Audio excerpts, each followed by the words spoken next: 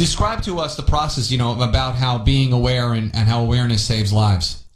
Okay, well, when somebody is diagnosed with cancer, for everybody, virtually, it's a very scary thing. For a lot of people, the first response is to deny what's going on. It's a natural response, like, oh no, it can't happen to me.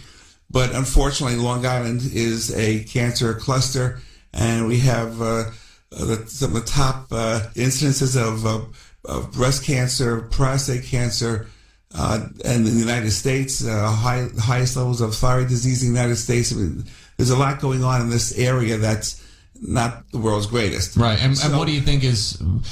every doctor that comes in here, I ask the same question. Do you have any opinions as to why? Oh, sure. What's the top one?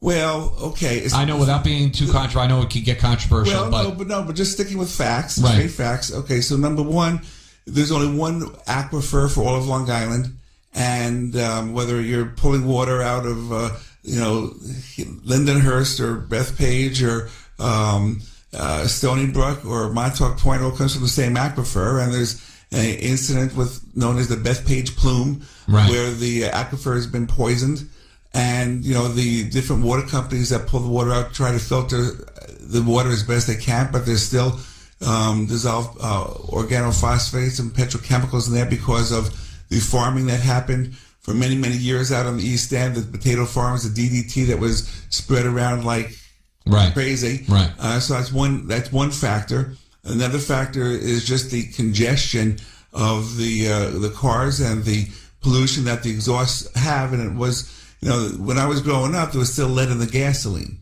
And that is something that sticks with you for a long time because our body doesn't have good mechanisms to pull heavy metals out of our system.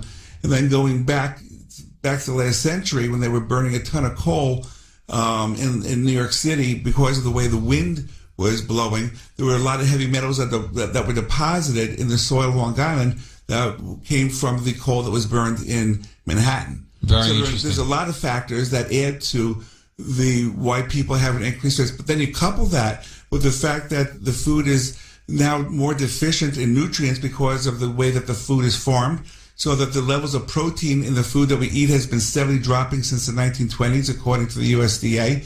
The levels of trace minerals have been dropping that are critical for supporting our immune system that helps to minimize our risk for cancer. Right. So you combine these factors, and it's not a great result. What's the reasoning by? Is there a theory why, let's say, all these people we're all drinking from the same water supply, but not everybody gets cancer? That's right. Is there a genetic disposition behind this, or how do? Well, there's a number of factors that have a important influence, and yes, genetics are part of it. Okay. Because the manifestation of the immune system is based upon the strength of the underlying biochemistry, which is largely influenced by the genetics that we have.